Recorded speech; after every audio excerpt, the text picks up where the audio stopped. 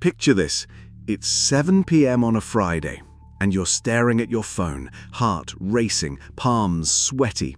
Your boss just sent you a quick email asking you to take on yet another project over the weekend. You've already got plans you've been looking forward to for weeks. A quiet dinner with friends, maybe a movie, a chance to just breathe. But that email sits there, glowing like a neon sign, daring you to say no. You know you should. You want to.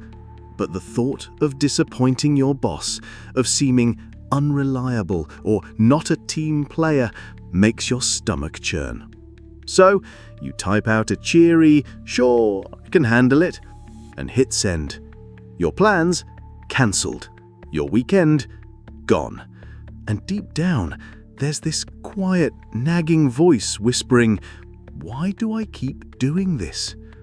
Or maybe it's not work.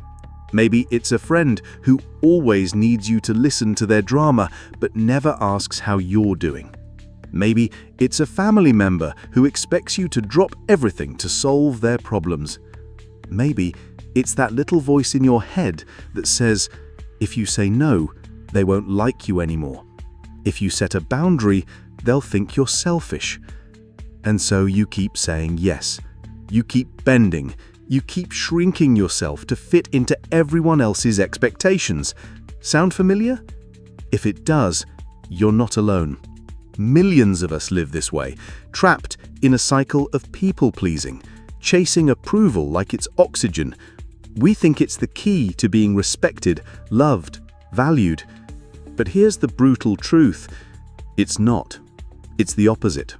Every time you say yes when you mean no, every time you silence your needs to keep the peace, you're not earning respect. You're teaching the world that your boundaries don't matter. You're training people to walk all over you. And worst of all, you're disappearing. Slowly, quietly, until one day you look in the mirror and wonder, who am I anymore? This isn't just about saying no or setting boundaries. This is about something deeper.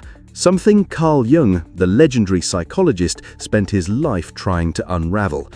It's about the mask you wear to survive, the persona you've built to be liked, and the cost of living a life that's not truly yours. It's about why you're so afraid to be disliked, and what happens when you finally stop trying to please everyone. Spoiler alert, it's not chaos, it's freedom. So, grab a coffee, settle in, and let's dive into this. We're going to explore why people-pleasing is a psychological trap, how Carl Jung's ideas, along with insights from Alfred Adler and the modern classic The Courage to be Disliked, can help you break free, and what it really takes to earn respect, not by being agreeable, but by being real. This isn't just a pep talk, it's a wake-up call. Because if you want to be respected, you've got to stop pleasing others. And Carl Jung is about to show you how. Let's start with a story. Meet Sarah. Sarah's 32, works in marketing, and by all accounts, she's got it together. She's the go-to person at work, always volunteering for extra projects, always staying late to help a struggling co-worker. Her friends call her the Rock because she's there for everyone, no matter what. Her family leans on her to plan every holiday, mediate every argument. Everyone loves Sarah. She's reliable, kind, easy to get along with. But here's what they don't see. Sarah's exhausted. She's burned out. She's resentful. She lies awake at night replaying conversations, wondering why she agreed to things she didn't want to do. She feels like she's living someone else's life, like she's a supporting character in everyone else's story. One day, Sarah's best friend, Mia, calls her in tears. Mia's boyfriend dumped her, and she needs Sarah to come over right now. Sarah's in the middle of cooking dinner, finally having a rare evening to herself. She wants to say, "Mia, I'm sorry, but I need tonight for me." But the words stick in her throat. Instead, she says, "I'll be there in 20." Grabs her keys and heads out. As she drives, she feels this familiar knot in her chest, part guilt, part anger, part sadness. Why can't I just say no, she thinks. Why do I always put everyone else first? Sarah's story isn't unique. It's the story of anyone who's ever felt trapped by the need to be liked. And Carl Jung would say Sarah's not just struggling with saying no, she's wrestling with her persona, the mask she wears to navigate the world. Jung described the persona as the social face we present to others, the version of ourselves we craft to fit in, to be accepted, to survive. It's not inherently bad. You need a persona to function in society. You can't walk into a job interview and spill your deepest fears, or tell your nosy coworker exactly what you think of their endless monologues. The persona is like a costume. It helps you play the part. But here's where it gets dangerous. When you start believing the costume is you. When you identify so deeply with being the nice one, the reliable one, the peacemaker, that you forget who you are underneath. Jung warned that living through your persona isn't living at all. It's performing. And people-pleasers like Sarah are the ultimate performers, always on stage, always reading the room, always adjusting their lines to keep the audience happy. But the audience doesn't know the real you. They only know the character you're playing. And the longer you play that character, the more you lose touch with your true self. Why do we do this? Why do we cling to this mask even when it's suffocating us? Jung would point to something deeper: the fear of rejection. From the moment we're born, we're wired to seek connection. As kids, we learn fast that being good gets us love, approval, safety. Cry too much and you're scolded. Throw a tantrum and you're punished. But smile, share your toys, say please and thank you, and the adults light up. You learn the rules. Be agreeable and you're safe. Be difficult and you're on your own. For some of us, this lesson cuts deeper. Maybe you grew up in a chaotic home where keeping the peace was your only way to feel secure. Maybe you had a parent who only praised you when you achieved, or a sibling who got all the attention, so you learned to be the easy one to get noticed. Maybe you were bullied, and being nice was your shield against cruelty. Whatever the story, the message was clear. Your worth depends on how much others like you. And so, you built a persona around that belief. A persona that says, I'm only valuable if I'm useful, if I'm liked, if I don't make waves. But here's the ticker. That belief isn't true. It never was. And Jung would tell you, it's not just holding you back, it's killing your soul. Because every time you choose approval over authenticity, you're betraying yourself. You're telling the world, my needs don't matter. My voice doesn't count. My truth isn't worth hearing. And the world listens. People start to expect your compliance. They lean on you, take from you, assume you'll always say yes. Not because they're evil, but because you've trained them to. You've built a life where your role is to please, and now you're trapped in it. Let's pause here for a second. Think about your own life. When was the last time you said yes when you wanted to say no? When was the last time you swallowed your anger, your frustration, your truth, just to keep someone else comfortable? How did it feel?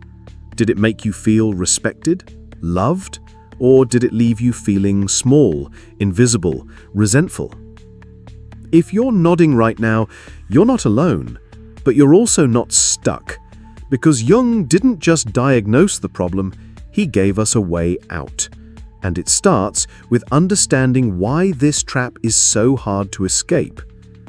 To understand why we people please, we need to dig deeper into the psyche, and Jung's work is the perfect shovel. But we're not stopping with Jung. We're bringing in Alfred Adler, the Austrian psychologist who revolutionized how we think about human behavior, and The Courage to be Disliked, a modern gem that distills Adler's ideas into a life-changing philosophy. Together, these thinkers reveal why we're so addicted to approval and how to break free. Let's start with Jung's concept of the shadow. The shadow is the part of you that you've pushed into the dark, the parts you're ashamed of, afraid of, or told were unacceptable.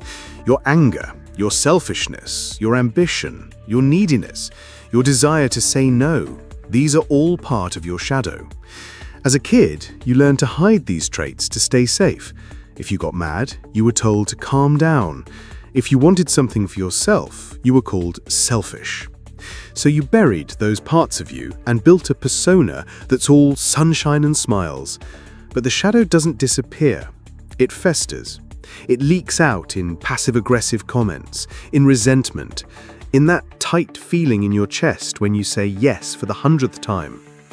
Jung believed that true growth, what he called individuation, comes from integrating your shadow, not ignoring it. Individuation isn't about becoming a better version of your persona. It's about becoming whole, embracing all parts of yourself, even the messy, unlikable ones.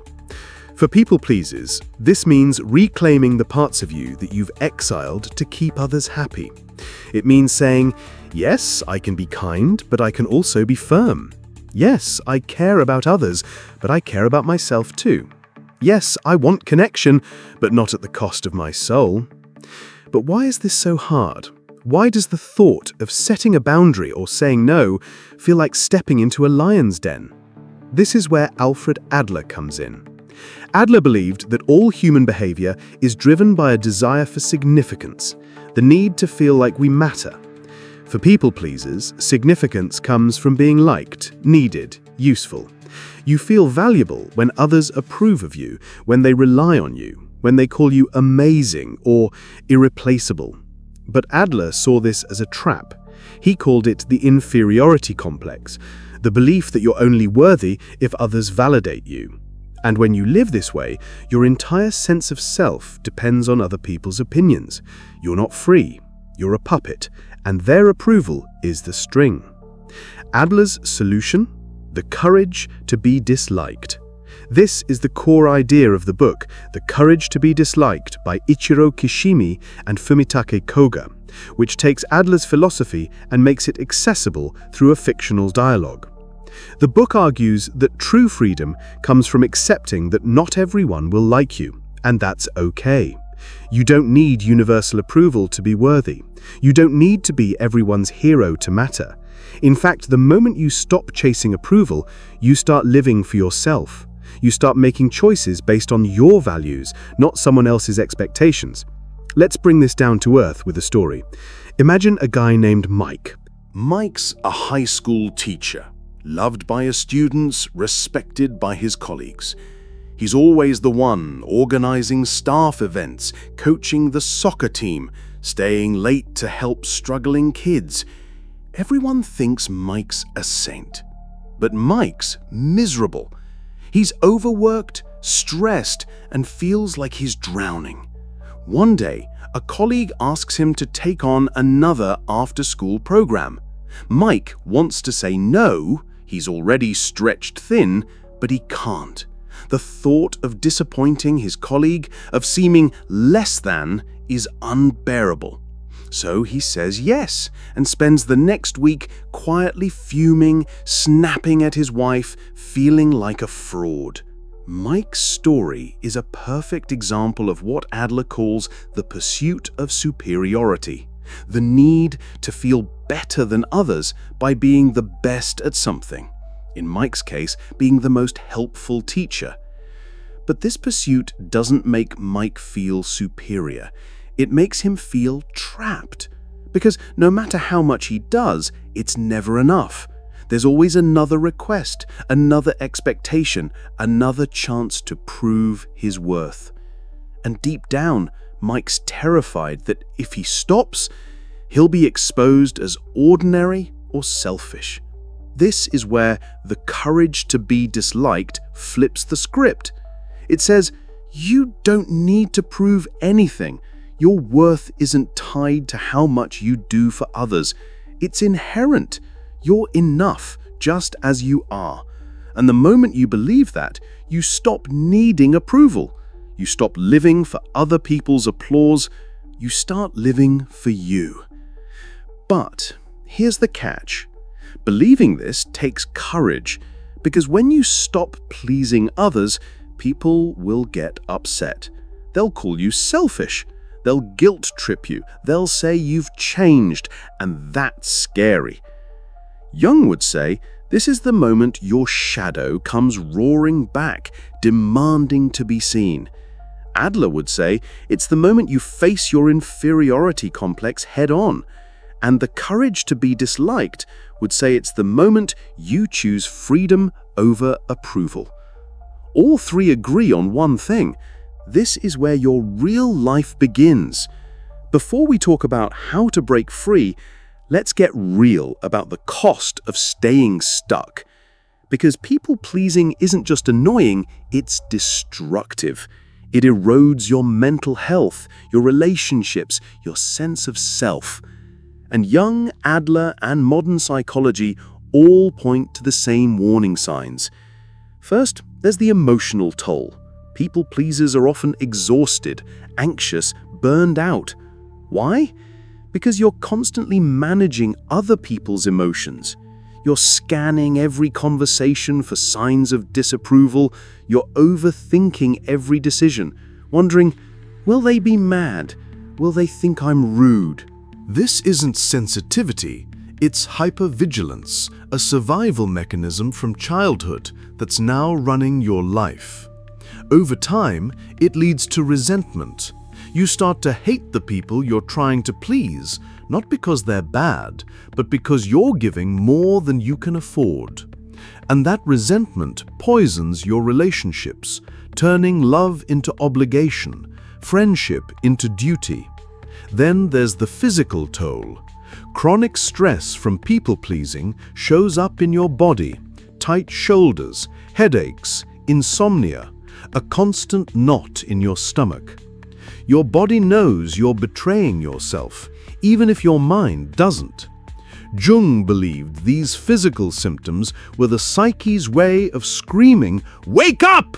Your soul is trying to get your attention, begging you to stop abandoning it." But the deepest cost is existential. Jung called it self-loss. When you live through your persona, you lose touch with who you are. You don't know what you want, what you believe, what you're passionate about. You become a mirror, reflecting other people's desires, but with no reflection of your own. This is why people-pleasers often feel empty, even when their lives are full. You're surrounded by people who love you, but it feels fake, because they don't know the real you. And how could they? You've hidden it so well, even you don't know it anymore. Let's go back to Sarah, our marketing exec. After months of saying yes to everyone, Sarah hits a wall. She's working late one night when her boss emails her about another urgent task. She stares at the email and something inside her snaps. She's done. She doesn't respond. She shuts her laptop and goes home. But the next morning, she's a wreck. Guilt-ridden, terrified her boss will fire her, convinced she's let everyone down. She calls her therapist, who asks her a simple question. What would happen if you stopped trying to be everyone's hero? Sarah doesn't know. She's never tried. But that question haunts her, because deep down, she knows she can't keep living this way. She's tired of being invisible, tired of feeling like her life belongs to everyone else, tired of pretending she's okay when she's falling apart. And that's when she starts to wonder, what if I stopped pleasing people? What if I started being myself, even if it makes others uncomfortable? This is the turning point Jung described. The moment you realize your persona isn't serving you anymore. It's the moment when you start to see the truth. You can't be respected if you're not real. And that's where the real work begins. So how do you stop pleasing others and start living for yourself? It's not about becoming a jerk or cutting everyone off. It's about psychological liberation, reclaiming your true self, integrating your shadow, and building a life that reflects who you are. Jung, Adler, and the courage to be disliked offer a roadmap, and I'm going to break it down into practical, real-world steps. Think of this as your playbook for breaking free. Step 1. Face your shadow. Jung believed that the first step to individuation is confronting your shadow, the parts of you you've buried to stay likable. This means getting honest about your true feelings. Are you angry at someone for taking advantage of you? Do you want to say no? Are you secretly resentful of people you're trying to please? These feelings aren't wrong, they're human, but you've been taught to hide them, so they come out sideways in passive-aggressive comments, your exhaustion, your burnout. Try this. Write down 3 times you said yes when you wanted to say no. For each, ask, what was I afraid of? What did it cost me? Maybe you agreed to help a friend move when you were already overwhelmed because you were afraid they'd think you're selfish.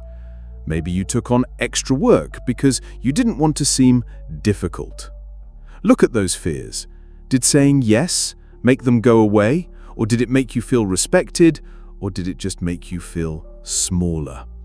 Now, here's the scary part. Start noticing your shadow in real time. The next time you're tempted to say yes out of fear, pause. Feel the urge to please. Feel the fear of disappointing someone. Don't act on it, just sit with it. Jung said, the shadow only grows when you look at it. And the moment you see it, you start to take back your power. Step 2. Redefine your worth. Adler's philosophy is clear. Your worth isn't tied to how much others approve of you. But people pleasers believe it is. You'll feel only valuable only when you're useful, needed, liked. To break this cycle, you have to redefine what makes you valuable, not your compliance, but your authenticity. Here's a practical exercise. Make a list of qualities you value in yourself that aren't tied to what you do for others. Maybe you're curious, you're creative, resilient, funny. If you're struggling, think about what you'd admire in a friend. Would you love a friend because they always say yes, or because they're honest, flawed, real? Now, every time you're tempted to please someone out of fear, remind yourself, my worth isn't in their approval, it's in my truth. This is what the courage to be disliked calls courage. It's not about being fearless, it's about acting despite fear. It's saying, I'd rather be disliked for who I am than loved for who I'm not. And the more you practice this, the less you need others to validate you. Step 3. Set boundaries without apology. Boundaries is where people-pleasing goes to die. But for people-pleasers, setting boundaries feels like declaring war. You'll worry you'll hurt someone's feelings, you'll seem selfish, or you'll lose them altogether. Jung would say, this is your persona fighting to stay in control. Adler would say, it's your inferiority complex telling you you're not enough if others don't approve. But the truth is, boundaries aren't cruel, they're honest. They're how you tell the world who you are. Start small. You don't have to blow up your life. The next time someone asks you for something you don't want to give, try this script. I'm sorry, but I can't right now. That's it. No explanation, no over-apologizing, no softening it with a million I wish I coulds. Just a clear, polite no. If they push, repeat it.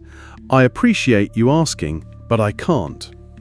The less you explain your boundary, the more powerful your boundary becomes. Here's a story to illustrate this. Remember Mike, our overworked teacher? One day, he decides to try saying no. When his colleague asks him to take on another program, he says, "I'm sorry, but I'm at capacity right now." His colleague looks surprised, maybe a little annoyed, but they nod and move on. Mike's terrified, he's waiting for the sky to fall, but it doesn't. The next day, his colleague is just as friendly. The world didn't end. And Mike feels something new. A spark of respect for himself. That's the magic of boundaries. They don't just protect you, they redefine you. They say, "I'm not here to please everyone, but I'm here to be real." And people respect that, even if they don't like it at first. Step 4. Embrace the discomfort. When you stop pleasing people, people will get upset. They'll call you selfish. They'll guilt trip you. They'll say you've changed. And that's okay. The courage to be disliked says this is the price of freedom. Not everyone will like the real you, and that's not your failure, it's their choice. Jung would say this is where individuation happens, in the conflict, in the discomfort, in the moment you choose your truth over approval. Here's how to handle it. Don't apologize for your boundaries. Don't backtrack. Don't try to convince people you're still nice. Just hold your ground. If someone gets upset, say, "I'm sorry you feel that way, but this is what I need right now." Then let them deal with it. You're not responsible for their emotions. You're responsible for your truth. Let's go back to Sarah. After her therapy session, she decides to try setting a boundary with Mia. The next time Mia calls in crisis, Sarah says, "I'm here for you, but I can't come over tonight. Can we talk tomorrow?" Mia's hurt. She says, "You're never there when I need you." Sarah's gut twists. She wants to take it back, to rush over, to fix it, but she doesn't. She says, "I'm sorry you feel that way, but I need tonight for myself." Mia hangs up. Sarah feels awful, but the next day Mia texts her, "Sorry for overreacting. Can we grab coffee tomorrow?" And Sarah realizes something. Her boundary didn't destroy her friendship, it made it real. Step 5. Live your truth. The final step is the hardest and the most beautiful. Living as your true self every day, even when it's messy. This is Jung's individuation, Adler's courage, the essence of the courage to be disliked. It's not about being perfect, it's about being whole. It's saying, "I'm not here to be liked, I'm here to be me." This means making choices that align with your values, not your fears. It means saying no to things that drain you, even if they're important. It means saying yes to things that light you up, even if they scare you.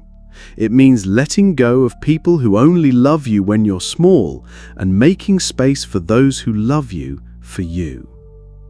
Here's a final story. A year after Sarah starts her journey, she's transformed. She's not perfect, she still struggles with guilt sometimes, but she's different. She says no to extra work when she's overwhelmed. She sets boundaries with Mia, and their friendship is stronger. She starts painting again, a passion she'd abandoned to please others. She's not universally liked anymore. Some people think she's changed, and some have drifted away. But Sarah doesn't care.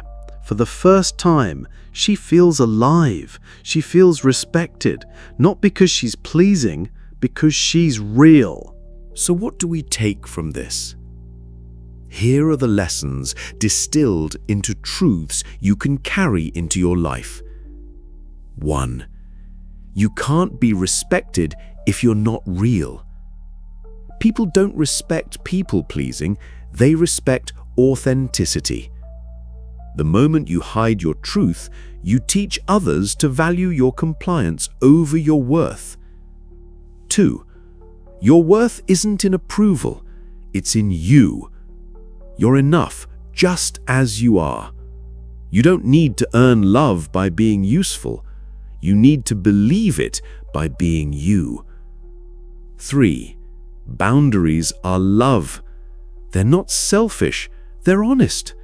They protect you, and they make your relationships real. 4. Discomfort is growth.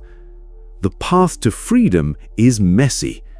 You'll upset people, you'll feel guilty, you'll doubt yourself.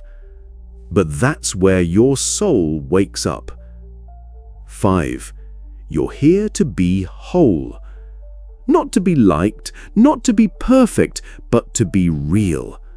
That's what Jung called individuation, what Adler called courage, what life calls purpose. Let's end where we started. Picture yourself staring at that phone, that email, that request that's making your heart race. You know you want to say no. You know you need to stop pleasing, to start living for you. But the fear is there.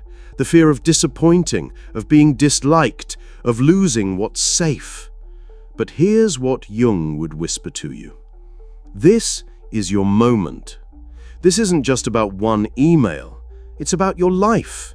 It's about choosing your truth over fear, your soul over your mask, your freedom over your cage. You're not here to be everyone. You're here to be you. So take a deep breath, feel the fear, feel the guilt, feel the courage, and say no. Say it quietly, kindly, but firmly. Because every time you do, you're not just setting a boundary, you're reclaiming your soul. You're stepping into the world as you, unapologized, unafraid, whole. And that's when the magic happens. That's when people start to see you. Not as the nice one, the reliable one, the peacemaker, but as you, flawed, real, fierce. That's when you start to feel alive. Not when you're liked, when you're free. So go out there, stop pleasing, be real, be you. Because the world doesn't need another people pleaser, it needs you.